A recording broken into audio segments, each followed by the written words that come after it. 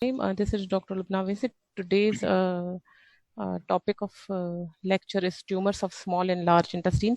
We largely cover today is the benign polyps and the neoplastic polyps. The malignant tumors will be covered. What are the normal epithelial lining of the entire GIT? Is the simple columnar epithelial cells. In the stomach, there is no goblet cells normally, but when you go down from duodenum to the rectum, there is glands lined by columnar epithelium, and there are goblet cells, which are the normal feature.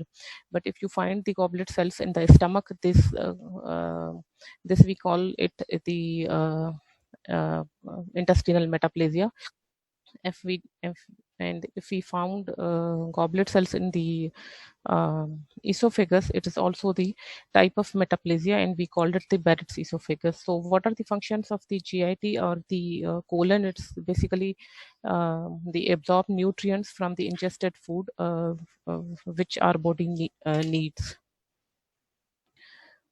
So what are the classifications for the tumors of small and large intestine? Either it could be non-neoplastic polyps or neoplastic polyps, and then the mesenchymal lesion. So today we are covering the non-neoplastic polyps and neoplastic polyps. The malignant lesions and carcinomas will be covered in the next lecture. So non-neoplastic polyps, either it could be hyperplastic polyps, it could be hematomatous polyps. Okay, एक minute, अब सही है? अब ठीक है? अच्छा, okay, so non-neoplastic polyps, it could be of hyperplastic polyps, it could be of hematomatous polyps, which are juvenile and Peutz Jeghers polyps. It could be inflammatory polyps in the reaction of long-standing ulcerative colitis or long-standing inflammations. Then the lymphoid polyps, which are very rare, and they are the reactive hyperplasias of the lymphoid tissue of the colon or mucosal epithelium. Then neoplastic polyps, which are the epithelial polyps, which are benign polyps, which we call the adenomas. And then the malignant lesions, which are the carcinomas, either could be of adenocarcinoma, carcinoid tumors, which are the neuroendocrine tumors. And then there are anal canal carcinomas, which are mostly squamous cell carcinoma. Then we have some mesenchymal tumors in the GIT, overall the tract of GIT, which is the stromal tumors, and the other lipomas are other tumors. So today we start from the non-neoplastic polyps. So polyps and polyposis syndromes are what? Polyps are basically the mucosal outgrowth. Either could it have a stalk, or it don't have a stalk, which are the sessile polyps. So either it sessile, which don't have a stalk, or pedunculated, which have a stalk, and they are formed from the results of abnormal mucosal maturations. Could be of result of inflammation, or could be a result of epithelial proliferations with dysplasias, and varying degree of dysplasia. Either it could be mild or severe form. So what are polyps? They could be inflammatory masses. They are hematomas, which are basically hematomas are what they are, the normal structures. The tumors are the polyps are the lesion which containing normal structures, but in disorganized manner.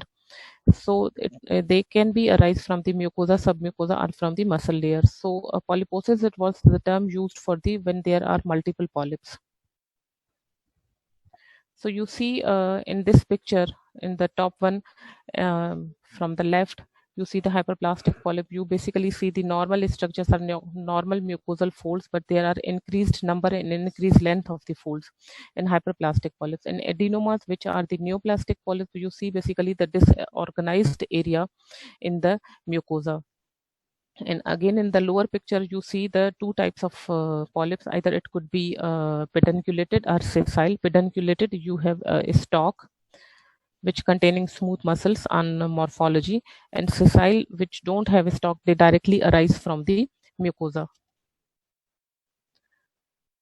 So usually 90% of the epithelial polyps are non-neoplastic polyps, and found usually in small and large intestine. It mostly occurs in 60 years or older age, but can be found in little younger age groups. What are the types of non-neoplastic polyps? It's hyperplastic polyp, hematomatous, inflammatory, and lymphoid. So we start from the hyperplastic polyp. Usually they are asymptomatic, found over the 50% in rectosigmoid, but it's not a rule. It can be you can found hyperplastic polyps in any part of the colon. Either it could be stomach, duodenum, ileum, jejunum, or large bowel, anywhere in the colon. So what are the gross picture? It's smooth, moist, and rounded small structures, polypoidal or pedunculated or sessile structures, usually of 0.5 centimeter, but can be of larger size. Multiple polyps may be found. Histology, you see the well-formed glands, and there is varying degree of proliferation. In this picture, you see the hyperplastic polyps. You see the stalk in the left one, which containing smooth muscles, and again there is glands. Basically, in hyperplastic polyps, there are normal colonic glands, but increased rate of proliferation or increased number of cells.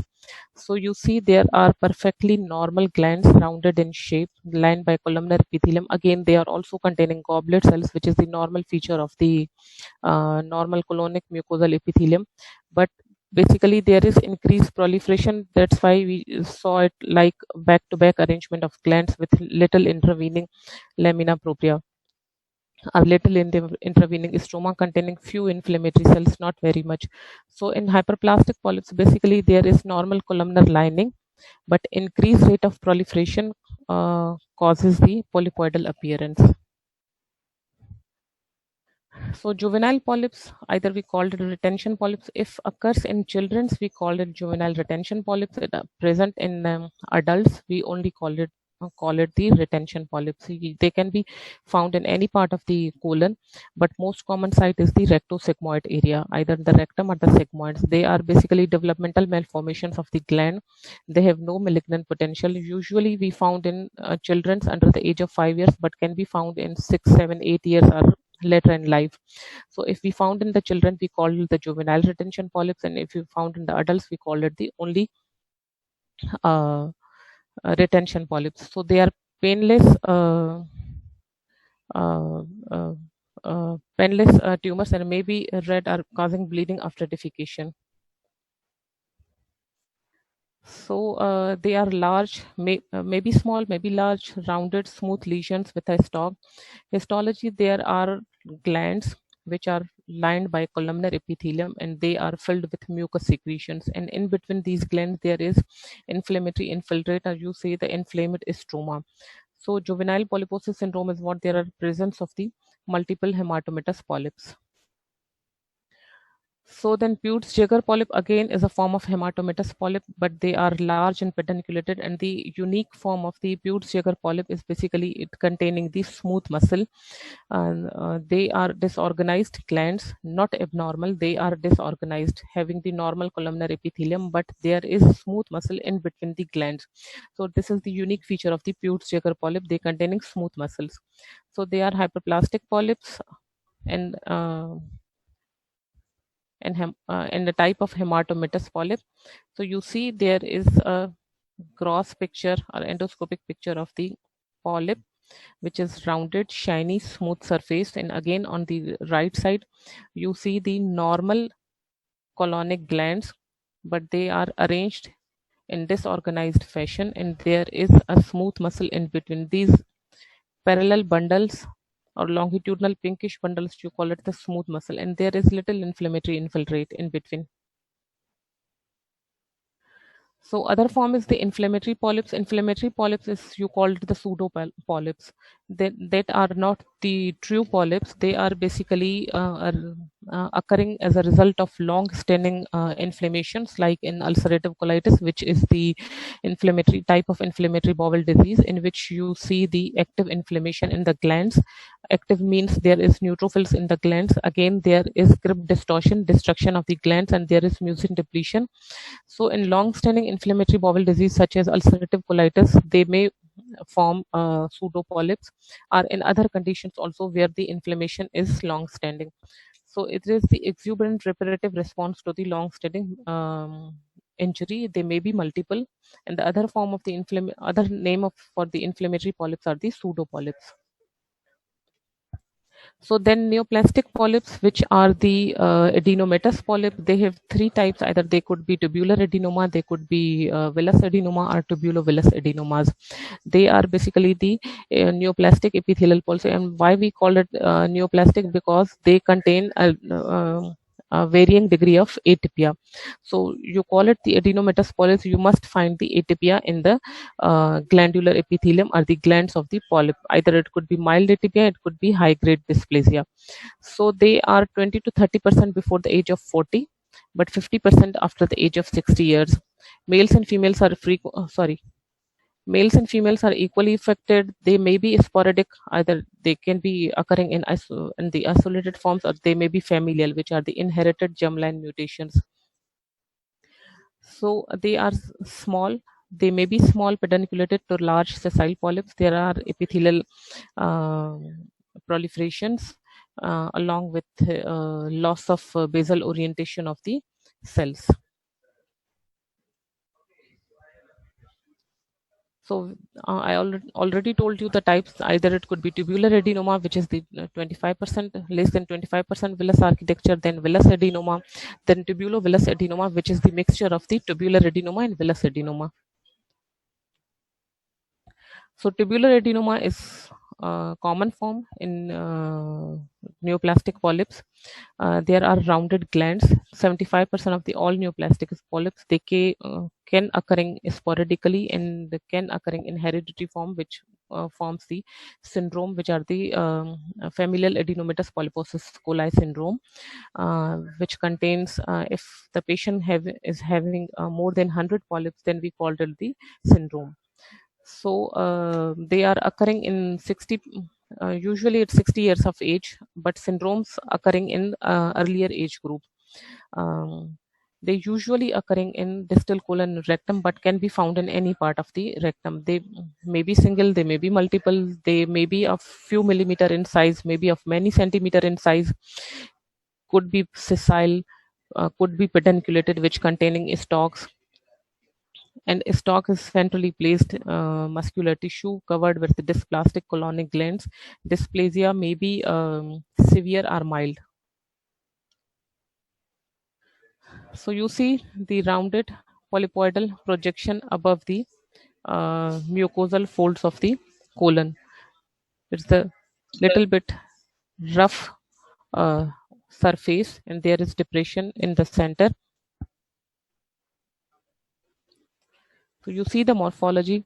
The This one is the polyp with a stalk. You see the longitudinal smooth muscle fibers in the stalk, and there is polypoidal growth. And if you see the high power view, uh, if you see the comparison, this part of the colon is neoplastic, which is the tubular adenoma, and adjacent to this one and this one and this one is the normal, perfectly normal colonic gland. You see the difference. The In the normal colonic mucosa or colonic glands, you see the nuclei are basally located and are in single line, and there is mucin uh, in the apical side. So if you compare with the neoplastic area, there is hyperchromasia of the nuclei, which giving the darker color, and again there is stratification. You don't see the all of the nuclei are touching the base of the gland. So if the nuclei are haphazardly arranged, not in a single line and not touching the basement membrane, you call it the pseudostratification.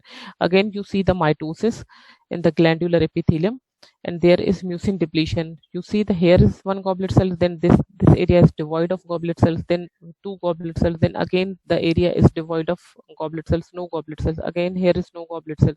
So there is mucin depletion, and then nuclear atypia and cellular proliferations and pseudostratification in this area. So this part is the adenomatous polyp part, and this one is the normal part. So then other type of the neoplastic polyp is villus adenoma, in which the nuclear morphology is same of the tubular adenoma, but the difference is that the villus adenoma have the villus architecture. They form the villi.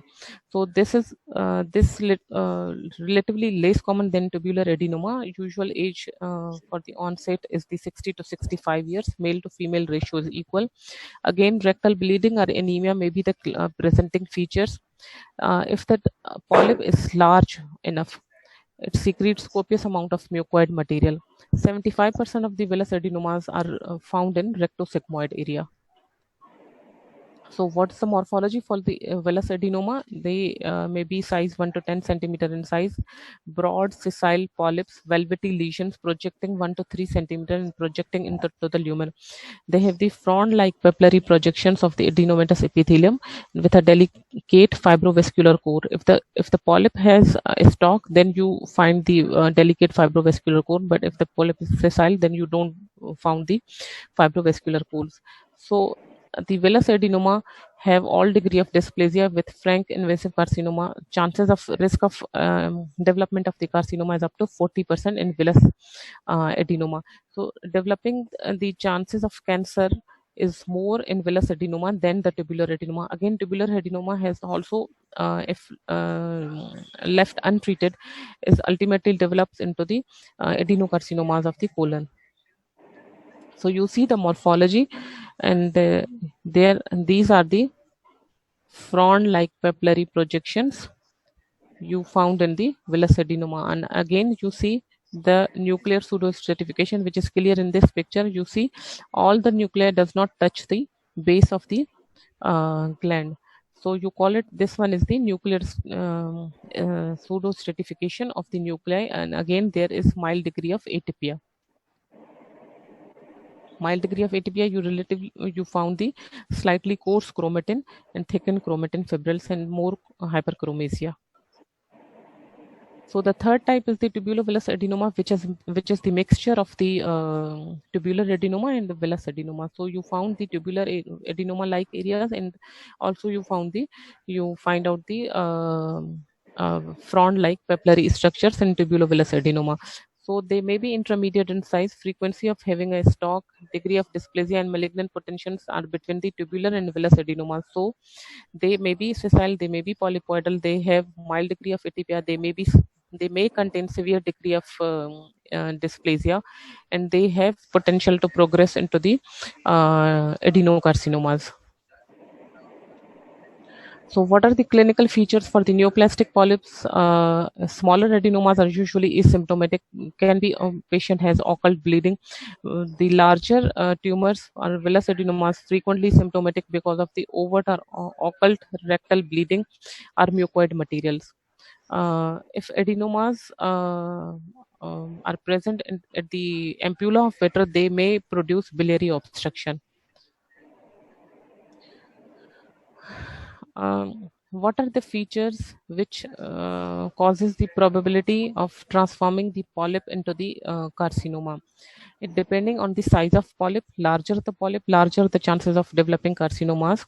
Proportion of its villus features. More the villus features, more chances of developing adenocarcinoma, and the degree of or presence of cytological atypia. If the polyp containing severe dysplasia or high grade dysplasia, then there is more chances of developing carcinoma. Again, the mild dysplasia also convert into the adenocarcinomas, but the severe or high grade dysplasia have more chances of or more rapidly convert into the adenocarcinomas. Then there are familial polyposis syndrome, which are the presence of more than 100 polyps in the colon. They are basically autosomal dominant disorders, and they have inherited or germline mutations in the adenomatous polyposis coli gene. So the APC gene or adenomatous polyposis coli gene is basically a tumor suppressor gene, which has a role in metaphase chromosome alignment. So if there is loss of APC gene function, which prevents apoptosis and accumulates beta-catenin intracellularly in development of adenomas occurring. So, in familial polyposis coli syndrome, there must be presence of more than 100 polyps. to call it the syndrome. They are mostly tubular adenomas, and the risk of colorectal cancer is 100% by midlife. Midlife usually 35 to 40 years of age. So the other form is the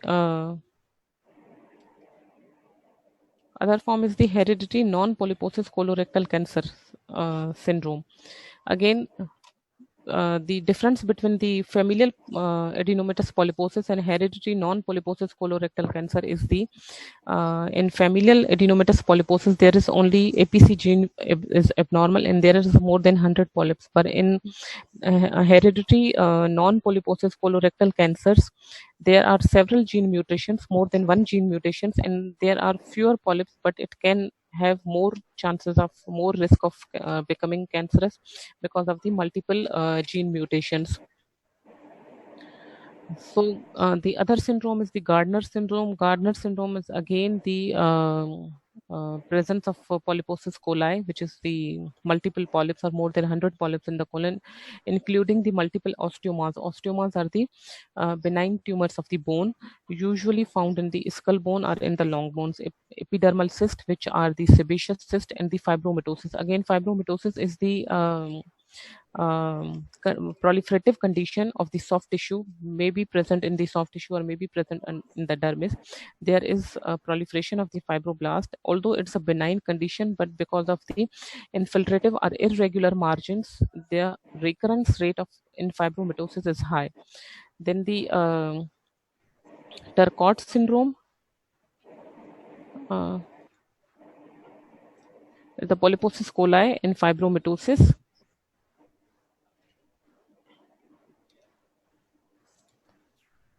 You see the picture for the familial adenomatous polyposis coli. You see the whole of the colon is studded with multiple polyps, either some of larger like this one and this one. This one is large, and there are multiple hundreds of polyps which are smaller in size. The whole of the colon is covered by are studded by the multiple polyps. So this is the familial adenomatous polyposis coli. You find out the more than hundreds of polyps in the colon. So this is the end of the lecture.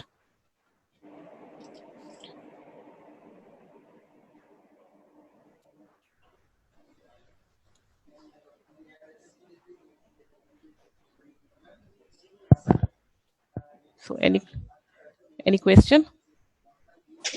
Ma'am class off? जी हो गई.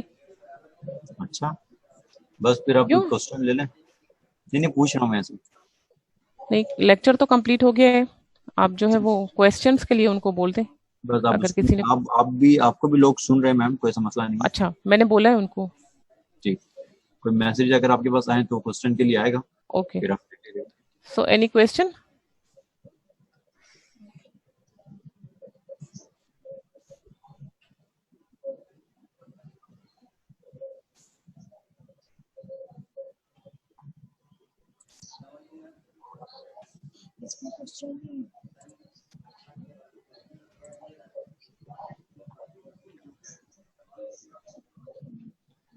So thank you again, all of you. So any question, any difficulty in this lecture? I'm waiting for that.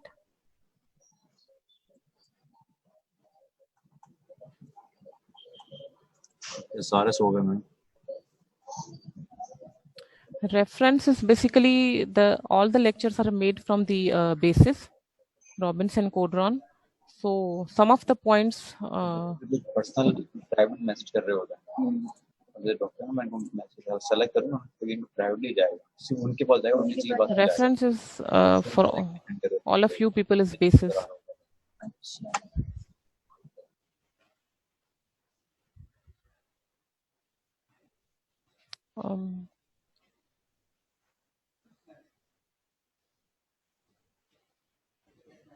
Numan साहब, आप सुन रहे?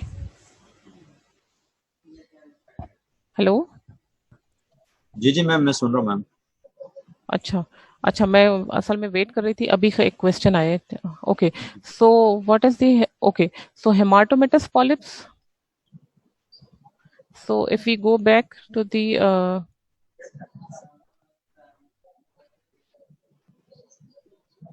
slide. So hematomatous polyps are basically the two types. Either it could be juvenile polyps or it could be Peutz-Jeghers polyp.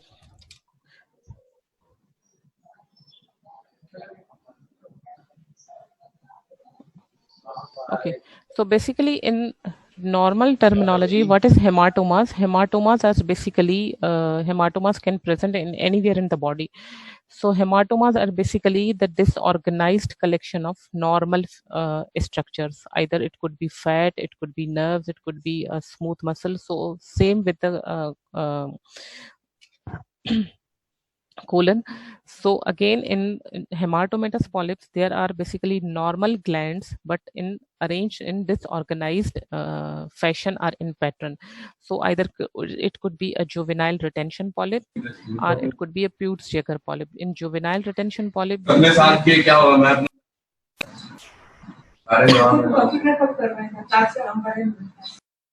in juvenile retention polyp, you see the cystically dilated glands with inflamed stroma, and in Peutz-Jeghers polyp, you see the normal colonic glands and in between smooth muscle. So these two types are the hematomatous polyps. Yeah, most of the pictures from the basis. One or two from the morphology I taken from my own references. Atypia is, what's the meaning of atypia? So atypia is basically the increased amount of chromatin and the increased hyperchromasia. Either it could be mild atypia or severe degree of atypia. So it's basically the nuclear atypia. So increased amount of chromatin with condensation of the chromatin and the hyperchromasia is called the atypia.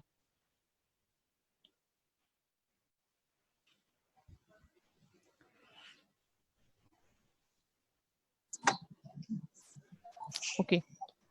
Any other question?